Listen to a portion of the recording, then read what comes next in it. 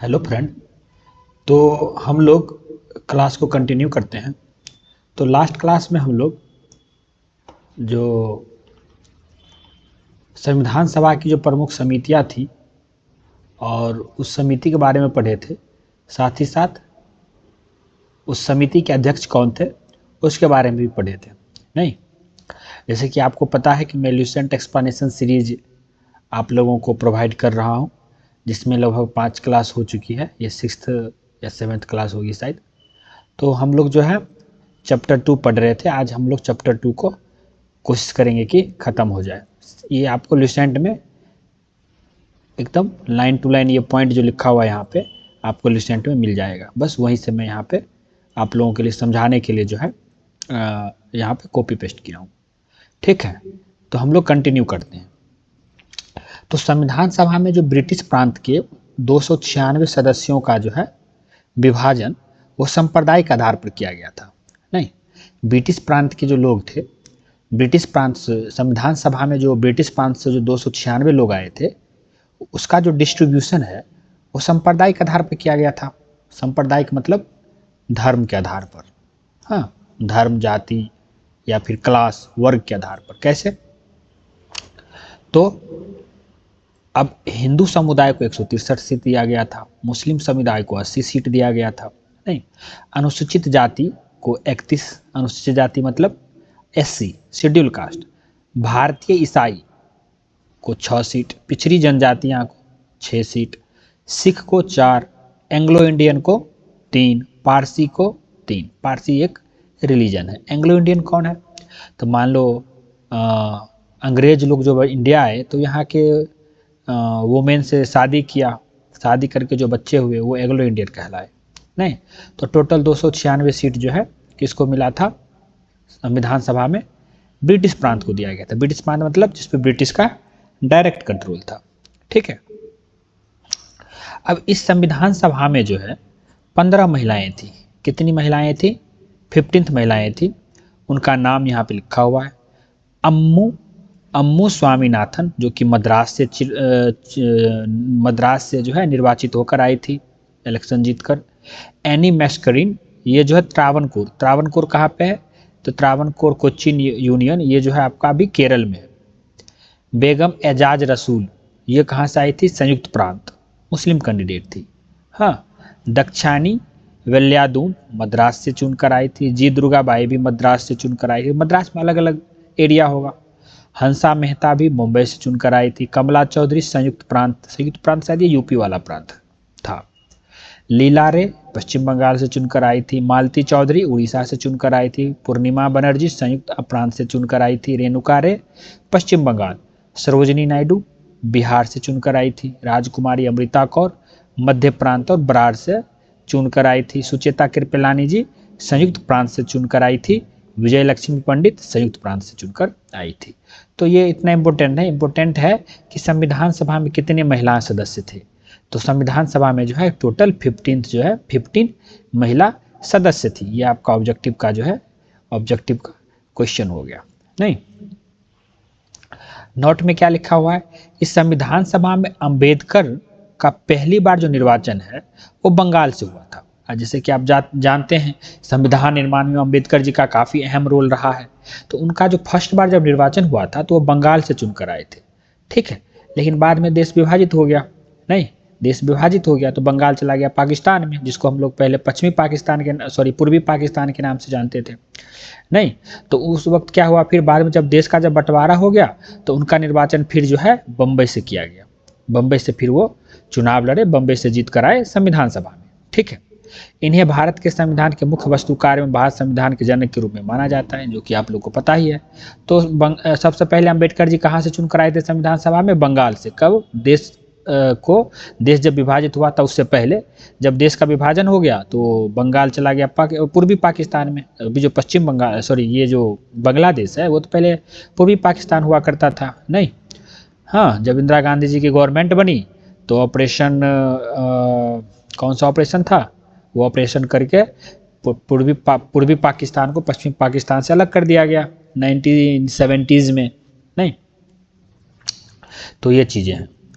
और प्रारूप समिति ने अपना प्रारूप तैयार करने में कितने महीने लगाए? 6 माह लगाए थे, 6 महीना से भी कम समय लगाए थे। ठीक है।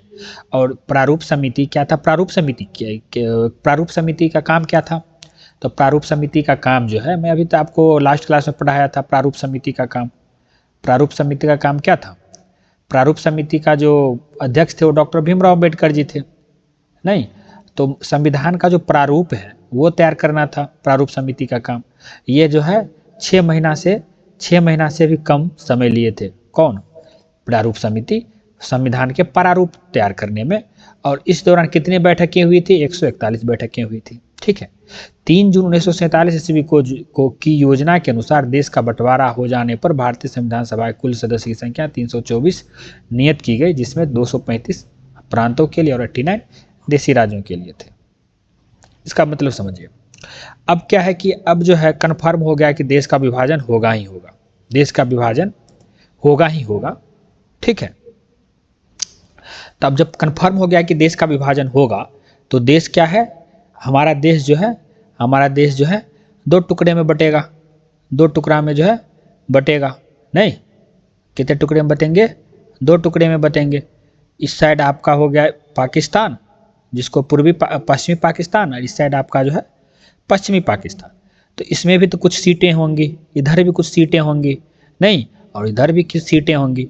तो ये जो इधर जो सीट बचा प्रॉपर इंडिया में, वो कितना बचा? 324 सीट, जिसमें से 235 सीट जो है वो जो है किसको? ये 235 सीट किसको दिया गया? प्रांत को दिया गया। और 89 सीट किसको दिया गया? देशी राजाओं को। मतलब इंडिया में राजवाड़ा बहुत सारे राजाएं थे, छोटा छोटा अपना साम्राज्य बना रखा था। नहीं, तो उन लोगों को 89 सीट और 235 सीट ऐसे प्रांत को दिया गया जिस पर ब्रिटिश का डायरेक्ट कंट्रोल था। समझ गए? तो ये चीज़ें जो है की गई। ठीक है। अब आगे अब हम लोग क्या पढ़ेंगे? तो क्या है कि जब कैबिनेट मिशन आया था, तो उस मिशन में एक और प्रोविजन था कि गवर्नमेंट बनाने का। नहीं, जब कैबिनेट मिशन 1945 में आया, तो कैबिनेट मिशन का क्या था कि गवर्नमेंट बनाना है, इंडिया में गवर्नमेंट बनाना है। नहीं, अंतरिम मंत्रिमंडल तैयार करना है और यहाँ के शासन व्यवस्था को चलाना है। ठीक है।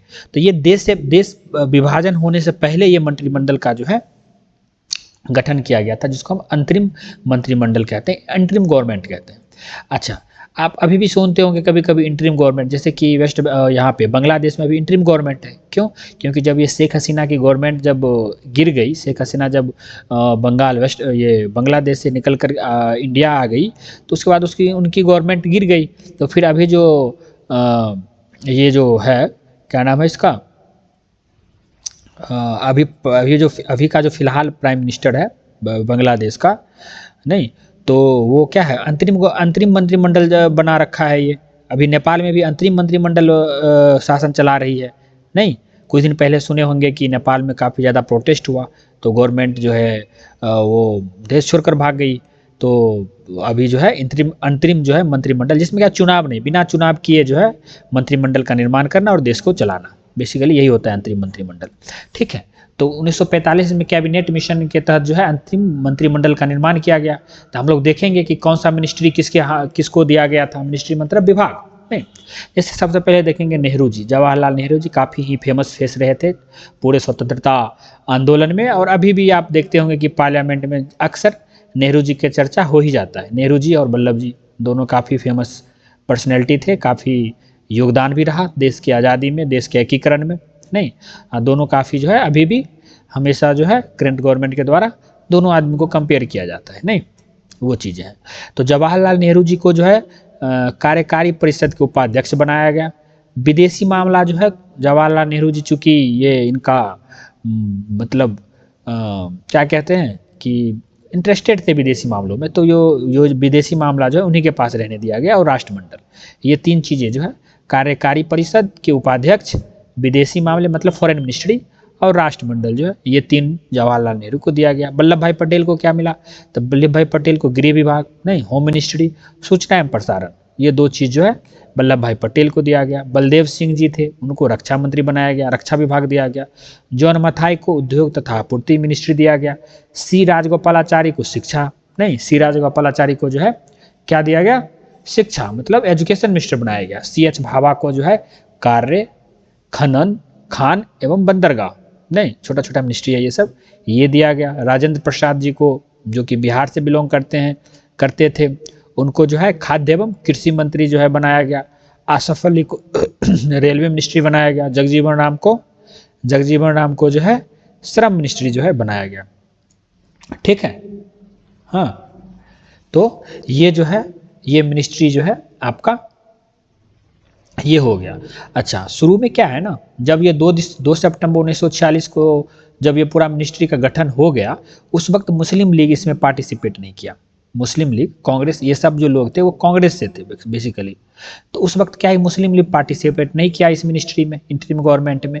बाद 26 अक्टूबर को जो है 26 अक्टूबर को मुस्लिम लीग जो है पार्टिसिपेट किया। क्यों? क्योंकि मुस्लिम लीग जो है शुरू से ही वो अलग कंट्री का मांग कर रहा था, लेकिन बाद में अंग्रेज़ों के द्वारा और हमारे कुछ नेता के द्वारा जो उनको समझाया गया, बुझाया गया, तो वो लोग तैयार हो गए कि चलो ठीक है, हम लोग इंटरिम गवर्नमेंट में जो है भाग लेंगे, मुस्लिम लीग। ठीक है, तो मुस्लिम लीग के जो कैंडिडेट थे फिर बाद में ये 5 लोग को फिर से जब इंटरिम गवर्नमेंट में शामिल किया गया, तो लियाकत अली खान जी को वित्त मंत्री बनाया गया।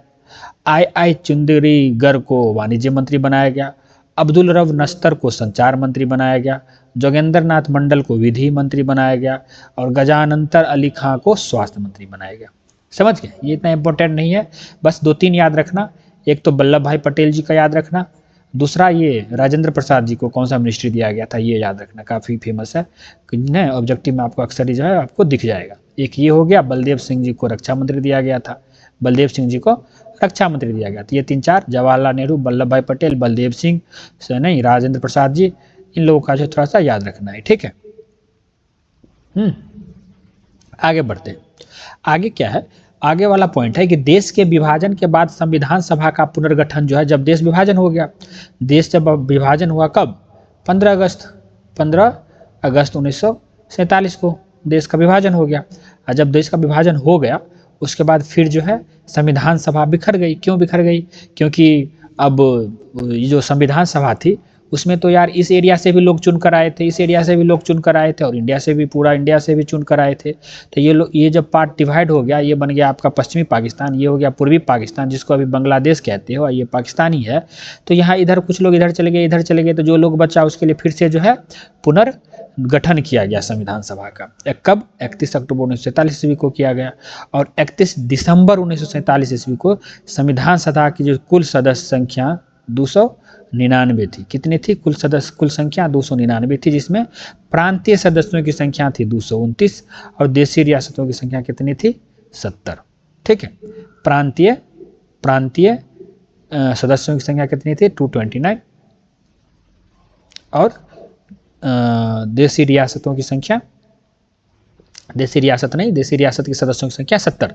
टोटल कितना? 299। ठीक है, प्रारूप समिति ने संविधान के प्रारूप पर विचार विमर्श करने के बाद 21 फरवरी 1948 को संविधान सभा को अपनी रिपोर्ट पेश की। प्रारूप समिति जो है वो क्या किया, जब संविधान पूरा जब संविधान का प्रारूप पूरा बन गया, उसको विचार विमर्श उस पर किया और लास्ट में 21 फरवरी 1948 ईस्वी को संविधान सभा को जो है अपना रिपोर्ट जो है प्रारूप समिति दे दिया। नहीं, जब भी कोई कमेटी बनती है उसको कोई रिपोर्ट तैयार करना होता है, वो रिपोर्ट जो है फिर प्रस्तुत किया जाता है संविधान में, पार्लियामेंट में। अभी देखते होंगे, अभी भी तो पार्लियामेंट में क्या करता है कोई भी कमेटी, वो रिपोर्ट पर जो है वो रिपोर्ट जो है प्रेजेंट करती है। नहीं, दूसरा पॉइंट क्या है, संविधान सभा में संविधान का प्रथम जो है वाचन, मतलब पहला बार जो डिस्कशन है वो 4 नवंबर से 9 नवंबर तक चला। फर्स्ट बार संविधान सभा में जब ये रिपोर्ट जो है जब ये रखा, इसके काफ़ी दिन बाद जो है देख रहे हैं 4 नवंबर से 9 नवंबर तक जो है सबसे पहली बार संविधान सभा में प्रथम वाचन, मतलब फर्स्ट बार डिस्कशन हुआ। संविधान पर दूसरा वाचन कब हुआ? तो 15 नवंबर से लेकर प्रारंभ हुआ, जो कि 17 अक्टूबर 1949 ईस्वी तक चला। 1949 ईस्वी तक मतलब लगभग कह सकते हैं कि 1 साल तक लगातार जो है डिस्कस होता रहा। संविधान सभा में संविधान का तीसरा वाचन कब हुआ? 14 नवंबर से लेकर 26 नवंबर तक हुआ और संविधान द्वारा जो है संविधान को पारित कर दिया गया। नहीं, इस समय जो हाँ क्या हुआ कि 3 बार हुआ टोटल, 4 नवंबर से 9 नवंबर, फिर 15 नवंबर से 17 अक्टूबर 1949 तक, 1948-1949 तक, फिर उस 14 नवंबर से 26 नवंबर तक ये लास्ट हुआ। उसके बाद संविधान को पारित कर दिया गया। और इस समय संविधान सभा के कितने सदस्य थे? उपस्थित सदस्य 284 थे। कब? जब वो पारित किया जा रहा था तब। ठीक है, नोट में कुछ लिखा हुआ है, देख लेते क्या लिखा हुआ है। तो भारत के रियासतों का एकीकरण करने के लिए सरदार वल्लभ भाई पटेल की अध्यक्षता में 5 जुलाई 1947 को रियासती विभाग बनाए। हाँ, अब क्या है ना, अब क्या है कि देश, अपना जो देश है इंडिया, अपना देश जो है इंडिया, वो जो है क्या था कि काफ़ी टुकड़ों में बटा हुआ था। काफ़ी टुकड़ों में बटा हुआ होने का मतलब कि बहुत सारे यहाँ पे जो है देसी रियासतें थी। देसी रियासतें थी मतलब राजा राजवाड़ा सब जो है अलग अलग पार्ट में, बहुत सारा, लगभग 500-600 के आसपास था टोटल। छोटा छोटा सा जो है हाँ हाँ राजा सब थे। ठीक है, जिसका अपना रूल रेगुलेशन अपने एरिया में चलाता था, सब अपना आर्मी रखता था। नहीं, ऐसे बहुत सारे थे। तो जब देश आज़ाद होने लगा उससे पहले ही जो है ये डॉक्टर वल्लभ भाई पटेल, इनके साथ जो इनके पूरी टीम थी, वो सब जो है इनको एकीकरण करना शुरू किया। मतलब सबको इंडिया में मिलाना, सबके साथ एग्रीमेंट करना, नहीं तुम इंडिया में मिल जाओ, जो मेन जो इंडिया है उसमें मिल जाओ, सबके साथ जो है करना शुरू कर दिए थे। ठीक है, ठीक है। तो ये कब जो है 5 जुलाई 1947 जो है एक रियासती विभाग बनाया गया। और उसी जिसके सचिव कौन थे? वीपी मेनन जी थे। वीपी मेनन जी काफ़ी इंपॉर्टेंट, काफ़ी जो महत्वपूर्ण भूमिका निभाए थे पूरा इंडिया का एकीकरण करने में। ठीक है, सरदार वल्लभ भाई पटेल जी के साथ। हाँ, लेकिन लास्ट में आप लोगों को मैं शायद पढ़ाया हूँ या पढ़ाऊँगा कि 2 रियासत, एक तो था आपका गुजरात का, और एक हैदराबाद, एक ये, और एक यहाँ पे कश्मीर वाला, शायद एक जूनागढ़, हैदराबाद और कश्मीर वाला, ये 3 रह गया था मिलाने के लिए इंडिया में। कब तक? मतलब जब तक हम लोग देश आज़ाद हो रहा था तब तक, बाद बाकी सबको मिला लिए थे, सबको मिला लिए, बस 3, एक हैदराबाद, एक जूनागढ़ और एक ये आपका जो है कश्मीर वाला, जो कि अभी भी कश्मीर के इशू जो है सॉल्व नहीं हुआ है। नहीं, क्या हुआ था कश्मीर का इशू? तो कश्मीर का इशू क्या था कि कश्मीर का जो राजा था वो बोला कि ना ही हम पाकिस्तान के साथ जाएंगे, ना ही हम इंडिया में रहेंगे, तो क्या करेंगे, हम इंडिपेंडेंट रहेंगे। क्या रहेंगे? इंडिपेंडेंट रहेंगे। ठीक है, ठीक है। तो कश्मीर का यहाँ पे जो है पॉपुलेशन, मेनली पॉपुलेशन मुस्लिम्स का है। कश्मीर में मैक्सिमम पॉपुलेशन जो है POK बोल लो, मतलब पाकिस्तान ऑक्यूपाइड कश्मीर, या इंडियन कश्मीर में भी जो है मैक्सिमम मुस्लिम का जो है क्या है पॉपुलेशन है। और राजा था यहाँ का हिंदू, तो ये राजा तो हिंदू था, मुस्लिम पॉपुलेशन था। ठीक है, तो ये लोग के बोले, ये राजा बोले कि हम ना ही पाकिस्तान में जाएंगे ना ही इंडिया में रहेंगे, हम इंडिपेंडेंट रहेंगे। ठीक है, तो ठीक है, वो ये मतलब इधर जवाहरलाल नेहरू जी भी एग्री हो गए, उधर अली जिन्ना जो था पाकिस्तान साइड से वो भी एग्री हो गया। लेकिन क्या हुआ कि जैसे ही देश आज़ाद हुआ बस कुछ ही दिनों में ये पाकिस्तान इस पे हमला कर दिया। जब हमला कर दिया तो राजा हरि सिंह इंडिया को बोले कि हम पे हमला कर दिया पाकिस्तान, मुझे बचाओ। तो जवाहरलाल नेहरू जी बोले कि ऐसे कैसे बचाएंगे, इसके लिए तुम्हें एग्रीमेंट करना होगा, तुम्हें मेरे साथ मिलना होगा। तो जब तक 1-2 दिन लग गया मिलने में, तब तक जो है ये POK जो है ऑक्यूपाई कर लिया, जो कि आप लोग जानते होंगे। ठीक है, और फिर तब से वो ये वाला इशू रहा। हैदराबाद का क्या सीन था? तो हैदराबाद का क्या सीन था कि यहाँ का जो है वो नवाब वो इंडिपेंडेंट रहना चाहता था, क्योंकि मतलब इंडियन गवर्नमेंट को कहता था कि मैं इंडिपेंडेंट रहूँगा, लेकिन इसका मन था किसके साथ मिलने का? पाकिस्तान के साथ मिलने का। लेकिन फिर क्या हुआ? ऑपरेशन पोलो किया गया, ऑपरेशन पोलो करके जो है इसको इंडिया में मिला लिया गया। जूनागढ़ का क्या सीन था? तो जूनागढ़ में था हिंदू पॉपुलेशन, राजा यहाँ का मुस्लिम था, नहीं, और ये चाहता था कि मैं पाकिस्तान में मिल जाऊं। तो फिर यहाँ पे जो जनमत संग्रह कराया गया। जनमत संग्रह क्या होता है कि मान लीजिए कि एक मतलब ये कोई एक डिस्ट्रिक्ट है, इस डिस्ट्रिक्ट में बहुत सारे लोग रहते हैं। अब यहाँ पे 2 रिलीजन के लोग मान लो कि सरकार में आ गए, नहीं, एक हिंदू एक मुस्लिम। ठीक है, एक हिंदू और एक मुस्लिम। अब हिंदू वाले कहते हैं कि मैं मान लो मुस्लिम वाले कहते हैं कि मैं पाकिस्तान के साथ मिलूंगा, लेकिन यहाँ पॉपुलेशन हिंदू का है, तो यहाँ पे जनमत संग्रह कराया जाएगा, लोगों से पूछा जाएगा कि बताओ तुम पाकिस्तान में मिलना चाहते हो कि इंडिया में मिलना चाहते हो। तो जब जनमत संग्रह कराया गया तो बहुत सारे लोग यहाँ पे जो है इंडिया में के साथ रहने के लिए वोट किए। ठीक है, तो इसको कहते हैं जनमत संग्रह। तो जनमत संग्रह करके इसको इसमें इंडिया में ला लिया गया। इसको तो मैं भी कहानी बताया हूँ इसके साथ, और इसका भी कहानी बताया हूँ। तो ये चीज़ इस रोल में जो है अटल इनका वल्लभ भाई पटेल जी का काफ़ी अहम भूमिका रहा है, जो कि अभी भी देखते होंगे पार्लियामेंट में काफ़ी हॉट टॉपिक ये हमेशा रहता है। ठीक है, तो ये चीजें थी। फिर संविधान निर्माण की प्रक्रिया में कितना समय लगा, एकदम स्टैंडर्ड क्वेश्चन आपको याद ही होगा, 2 वर्ष 11 महीना और 18 दिन लगे थे। कितने दिन लगे थे, 2 वर्ष 11 महीने और 18 दिन जो है संविधान निर्माण में लगे थे। ठीक है, संविधान के प्रारूप पर कुल जो है कितने दिन तक बहस चला, संविधान का जो प्रारूप है उस पर टोटल 114 दिन तक बहस चला था, नहीं। और अब बताइए इसको बनाने में कितना खर्चा लगा, बहुत कम, 63,96,729 रुपये, बहुत कम। अगर अभी ये बनता तो ये समझ लो करोड़ों में होता, नहीं। क्यों करोड़ों में क्यों होता, क्योंकि काम कम और फैसिलिटी ज़्यादा यूज होता अभी। लेकिन उस वक्त लोग काम पे ध्यान दिए थे, बस उस वक्त आज़ाद हुए थे हम लोग, नहीं, देश को आगे बढ़ाना था, नहीं। तो सब एकदम किसी तरीक़ा से जितना कम रिसोर्सेज था उतने ही कम रिसोर्सेज में अपना पूरा 100% देकर संविधान निर्माण जो है 2 वर्ष 11 महीना 18 दिन के अंदर कर दिए थे। ठीक है, तो ये चीज़ था। अब हमारा देश क्या हो गया, आज़ाद हो गया, अपना संविधान हो गया। अब क्या करेंगे, अब जो है हमारा देश जब आज़ाद हो गया, स्वतंत्र हो गए हम लोग, तो फिर से हम लोग मंत्रिमंडल बनाएंगे। फर्स्ट बार जब बनाए थे तो हम लोग गुलाम थे, तो इंटरिम मंत्रिमंडल बनाए थे। अब हम लोग आज़ाद हो गए तो हम लोग क्या करेंगे, अपने हिसाब से मंत्रिमंडल बनाएंगे। तो मंत्रिमंडल बनाएंगे तो कोई ना कोई मिनिस्टर बनेगा, ठीक है। तो मिनिस्टर बनेगा तो वो देख लेते हैं कौन मिनिस्टर बना था। तो सबसे पहले जवाहरलाल नेहरू जी को देखते हैं, तो ये प्रधानमंत्री बने। साथ ही साथ राष्ट्रमंडल था विदेशी मामले, क्योंकि काफ़ी ये इंटरेस्टेड थे विदेशी मामले में, तो ये इनके पास ही रहा। और वैज्ञानिक शोध हमेशा जो है प्राइम मिनिस्टर के पास ही रहता है। अभी भी जो भी वैज्ञानिक शोध है, जैसे कि मान लो आप DRDO ने, वो तो चलो डिफेंस में आता है, जैसे परमाणु विभाग हो गया या स्पेस सेक्टर हो गया, ये सब जो है प्रधानमंत्री के अंदर, PMO के अंतर्गत ही आता है। तो जवाहरलाल नेहरू जी के पास जो है प्रधानमंत्री तो थे ही, साथ ही साथ वो विदेश मंत्री भी थे। वल्लभ भाई पटेल वो गृह मंत्री बने, क्यों, क्योंकि अब इंडिया को एकीकरण करना था, भारत को एकीकरण करना था, नहीं, तो उनको जो है होम मिनिस्टर बनाया गया। क्या बनाया गया, होम मिनिस्टर। ठीक है, होम मिनिस्टर जो है सरदार वल्लभ भाई पटेल जी को बनाया गया। साथ साथ सूचना एवं प्रसारण और राज्यों के मामले, नहीं, राज्य के कोई मामला है तो उसके लिए जो है वो मामले सबके मिनिस्टर जो है सरदार वल्लभ भाई पटेल को बनाया गया। डॉक्टर राजेंद्र प्रसाद जी को खाद्य और कृषि मंत्री, नहीं। और अब्दुल कलाम आज़ाद जी, ये काफ़ी फेमस पर्सनैलिटी रहे थे पूरा इंडियन स्ट्रगल में। इनको शिक्षा मंत्री, काफ़ी शिक्षित लोग थे, ये काफ़ी शिक्षित थे, शिक्षा मंत्री बनाया गया। डॉक्टर जन मथाई को रेलवे एवं परिवहन मिनिस्ट्री बनाया गया। ठीक है, डॉक्टर भीमराव अम्बेडकर जी को क्या बनाया गया, तो अम्बेडकर जी को विधि मंत्री, लॉ मिनिस्टर बनाया गया। इनको लॉ का काफ़ी अच्छा ज्ञान था तो इनको लॉ मिनिस्ट्री बनाया गया। जगजीवन राम जी को श्रम मिनिस्ट्री, सरदार बलदेव सिंह जी को रक्षा मंत्री बनाया गया।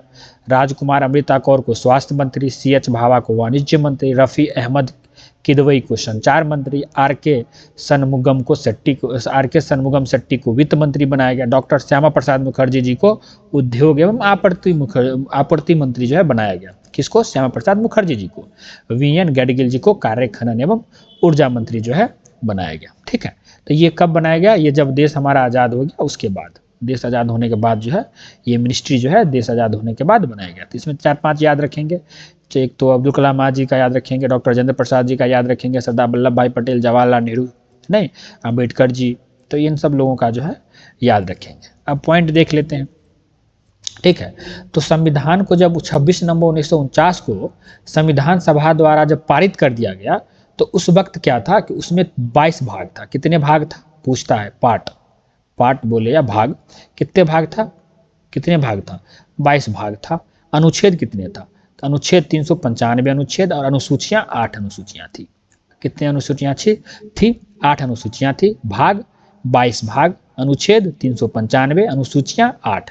याद रखिए, काफ़ी ऑब्जेक्टिव का ये क्वेश्चन हो गया। इसमें मान लो 6-7 ऑब्जेक्टिव है। ठीक है, क्या क्या है, कौन कौन सा ऑब्जेक्टिव है, एक तो कितने, जब संविधान जब बना था उस वक्त कितने भाग थे, 22।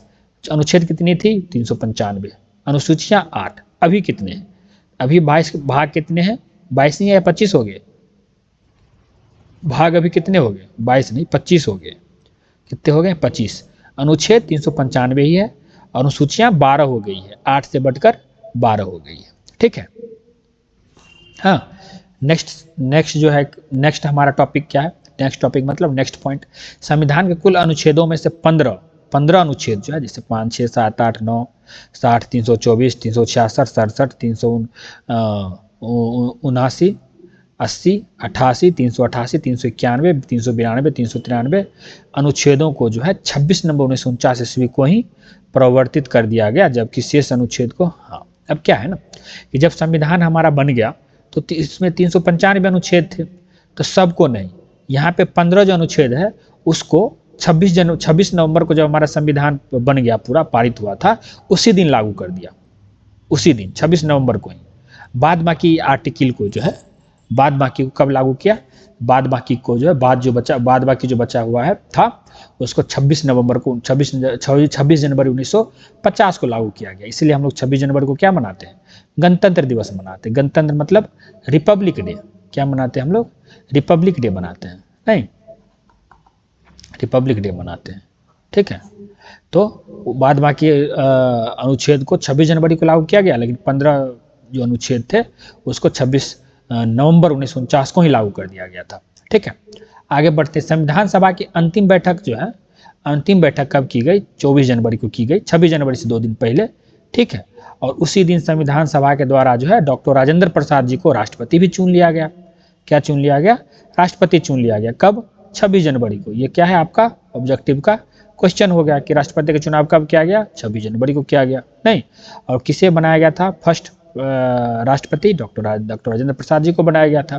संविधान सभा 26 जनवरी 1950 से 1951-52 में हुए आम चुनावों के बाद बनने वाली नई संसद के निर्माण तक भारत के अंतिम संसद में। हाँ, अब क्या है ना कि अब आप बताओ, एक तो इंटरिम गवर्नमेंट बना था आपका देश विभाजन होने से पहले, और देश विभाजन के बाद जब हम स्वतंत्र हो गए उस वक्त भी जो जब गवर्नमेंट बनी तो वो भी इंटरिम गवर्नमेंट ही थी। ये जो गवर्नमेंट है ना, ये पूरा जो गवर्नमेंट है ये भी जो है आपका इंटरिम गवर्नमेंट ही थी, ठीक है। लेकिन इलेक्शन कब हुआ, 51-52 में आकर हुआ। 1950 51-52 में आकर जो है 1951-52 में इलेक्शन हुआ। इलेक्शन के बाद आम चुनाव जो है, इलेक्शन को आम चुनाव कहते हैं, उसके बाद नई संसद की निर्माण की गई। तब तक जो है ये जो हमारा संविधान सभा था, संविधान सभा वही जो है मंत्रिमंडल का जो है काम कर रहा था। ये देखो क्या बन गया, तो संविधान सभा ही जो है मंत्रिमंडल का काम कर रहा था, ठीक है। अच्छा, संविधान सभा के द्वारा और भी कई काम किया गया था। कौन कौन सा काम था, इसने मई 1949 में जो है राष्ट्रमंडल में भारत की सदस्यता का सत्यापन किया था। राष्ट्रमंडल क्या होता है, राष्ट्रमंडल क्या होता है, हाँ? राष्ट्रमंडल क्या होता है ये मैं नेक्स्ट क्लास में बताऊंगा, ठीक है। सेकेंड पॉइंट क्या है, इसने 22 जुलाई 1947 को राष्ट्रीय ध्वज को अपनाया। ऑब्जेक्टिव काफी इंपॉर्टेंट है, एकदम भी आए लगा लो, भी आए। कैसे, ये पूछता है ऑब्जेक्टिव कि राष्ट्रीय ध्वज कब अपनाया गया था, तो 22 जुलाई 1947 को बनाया गया था। ये देखो, ये भी ऑब्जेक्टिव क्वेश्चन है एकदम, ये भी आए ही है। कैसे, इसमें भी पूछता है कि राष्ट्रगान और राष्ट्रगीत को कब अपनाया गया था, तो 24 जनवरी 1950 को अपनाया गया था। ध्वज को 22 जुलाई 1947 मतलब 15 अगस्त से पहले ही। क्यों, क्योंकि 15 अगस्त में ध्वज फहराना था। ट्रिक मतलब याद करने का बता दे रहा हूँ, इसलिए 22 जुलाई को अपनाया गया था। लेकिन राष्ट्रगान और राष्ट्रगीत को कब अपनाया गया था, 22 जनवरी 1950 को अपनाया गया था, ठीक है। सॉरी 22 जनवरी नहीं, 24 जनवरी, ठीक है। और 24 जनवरी 1950 को डॉक्टर राजेंद्र प्रसाद जी को जो है राष्ट्रपति बनाया गया था। तो ये तीनों का तीनों जो है आपका ऑब्जेक्टिव का क्वेश्चन है, ठीक है। आगे बढ़ते हैं। 26 जुलाई 1947 को गवर्नर जनरल ने पाकिस्तान के लिए पृथक संविधान सभा की स्थापना, ठीक है। मतलब ऑब्वियसली अब देश विभाजित होने वाला है तो पाकिस्तान को भी संविधान बनाना होगा। इसके लिए जो है संविधान सभा पाकिस्तान के लिए भी संविधान सभा, पृथक संविधान सभा बनाने की घोषणा जो है 26 जुलाई 1947 को कर दिया गया था, ठीक है। संविधान सभा द्वारा हाथी को जो है मोहर के रूप में अपनाया गया था। हाथी के प्रतीक को मोहर के रूप में अपनाया गया था, ठीक है। बस सिंपल से याद रखना कि हाथी के प्रतीक को मोहर के रूप में अपनाया गया था। मूल संस्करण का सौंदर्यकरण और सजावट शांति निकेतन के कलाकारों ने किया था। अच्छा, नंदलाल बोस और बिहार राम मनोहर सिन्हा जी भी थे, ठीक है। मूल संस्करण मतलब संविधान सभा जो मेन जो लिखा गया था हाथ से, उसका सजावट की बात किया जा रहा है यहाँ पे, ठीक है।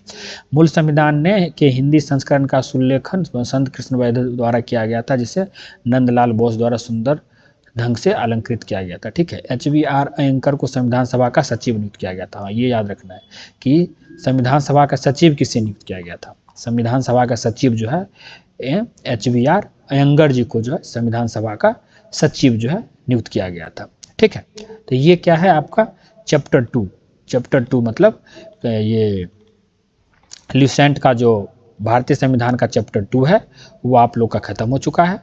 इसको मैं बढ़िया से आप लोगों के सामने एक्सप्लेन करने का कोशिश किया हूँ, ठीक है। तो क्या करेंगे अब लोग हम मिलेंगे नेक्स्ट क्लास में। अगर ये वीडियो आप लोग को सही लग रहा है, अच्छा लग रहा है, थोड़ा सा फ्रूटफुल लग रहा है तो सपोर्ट बनाए रखिए, ठीक है। धन्यवाद।